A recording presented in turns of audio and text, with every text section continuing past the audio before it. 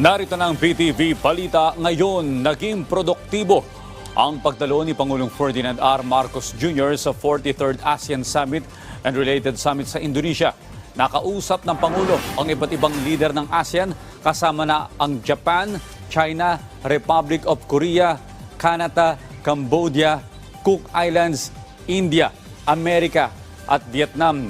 Tinalakay nila ang food security, climate change at digital economy at iba pa. Nabanggit din ng Pangulo ang issue sa South China Sea kung saan iginit nito ang karapatan ng Pilipinas sa pinag-aagawang isla. Nag-uwi ang Pangulo ng $22 million na investment pledges mula sa iba't ibang bansang dumalo sa summit. Sa iba pang balita, nilinaw ng Department of Trade and Industry na magtatagal lang ng ilang linggo ang price ceiling sa bigas. Ayon kay DTI Assistant Secretary Agaton Teodoro Ubero, pansamantala lamang ang price cap dahil aalisin din ito kapag nagsimula na ang anihan. Inaasahan ni Ubero na magiging matatag na ang supply ng bigas sa susunod na 3 linggo. Una nang nilagdaan ni Pangulong Ferdinand R. Marcos Jr. ang price ceiling sa bigas para mapababa ang presyohan nito sa merkado.